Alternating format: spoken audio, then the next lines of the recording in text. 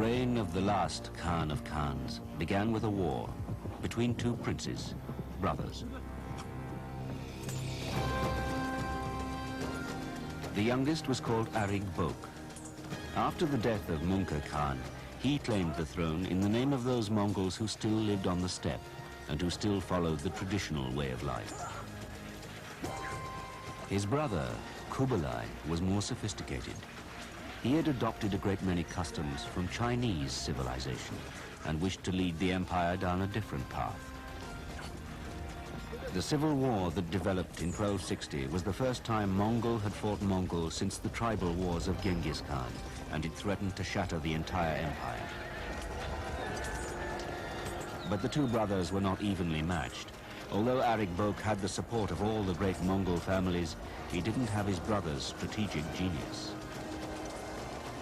Long before any real harm could be done, Arig Bok's armies were defeated, and Kublai emerged victorious.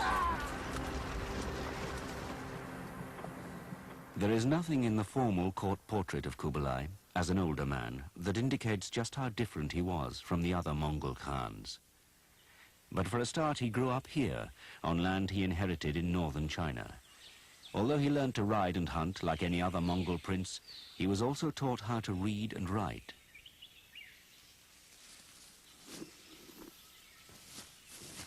He had grown up in a land of farmers and learnt from Chinese teachers to respect and care for the well-being of the people who worked the land. By the time he was 30, he ruled a vast and extremely prosperous principality.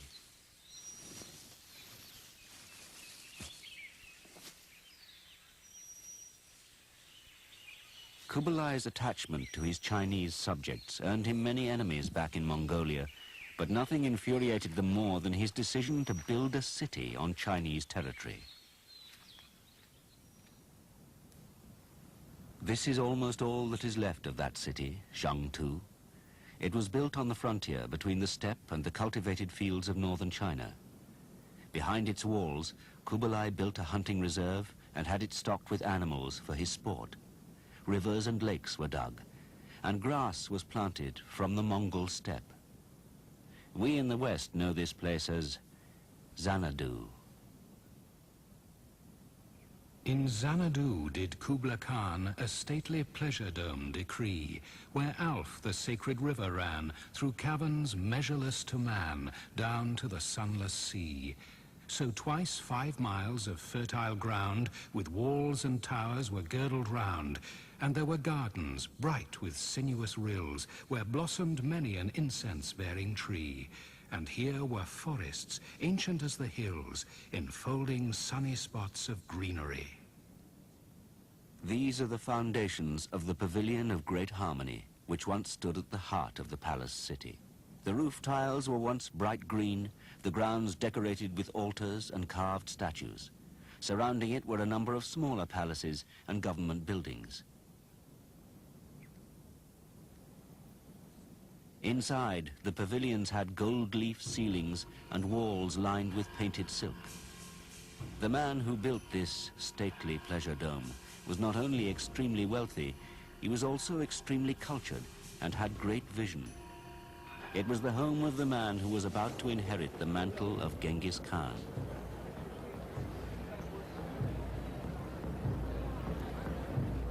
By 1264, with his enemies cowed into submission, Kublai was accepted as the next great Khan.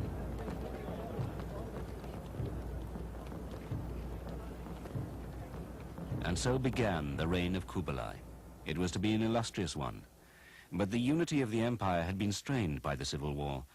It would take a man of immense resources to bind it together. The empire that Kublai inherited had already been divided into separate khanates, ruled by various descendants of Genghis. In the far west was the Golden Horde, conquered under Ogadai Khan. To the south was the Ilkhanate, ruled by the conquerors of Persia. In the center was the Chagatai Khanate, and the rest of the empire, the Mongol homeland and China, was the personal domain of the great Khan. At that time, it was the largest empire in history, yet there was still room for expansion. To the southeast lay the unconquered lands of the Sung, still the real heart of China, and a challenge to Kublai. Kublai's campaign against the Sung began with the conquest of the tiny kingdom of Dali, which lay on the borders of Tibet and guarded the western approaches to Sung China. The conquering of this remote kingdom itself was swift and bloodless, so much so that Kublai was moved to grant the people of Dali rare privileges in return for their submission. Before he moved on, he erected a pillar engraved with his instructions. There was to be no plundering of this little kingdom.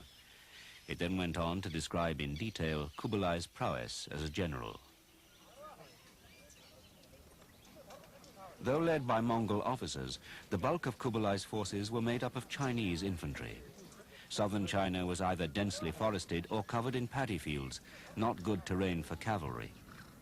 So when Kublai's army set forth for Sung China, they did so on foot. These new armies had different needs. No longer could they hunt for their rations. Supply lines would have to be established. New strategies would also have to be developed. There would be no lightning raids, no set-piece cavalry battles. This war of Chinese against Chinese would take years to unfold.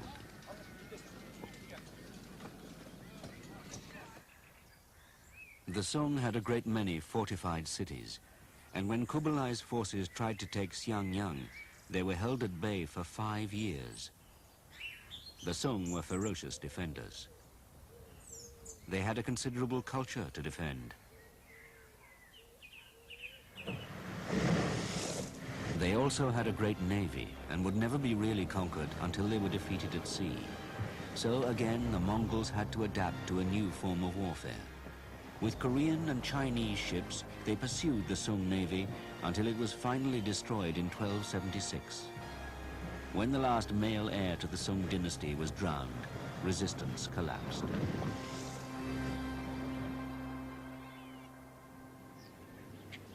When the Mongol forces finally entered the Sung capital of Hangzhou at the mouth of the Yangtze River, they were confronted with the largest city on earth.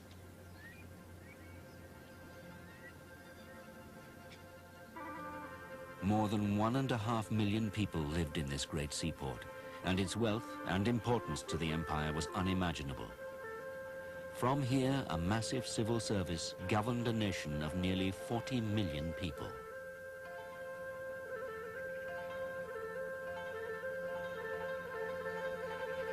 Built around a network of canals and waterways, it was the pearl of southern China.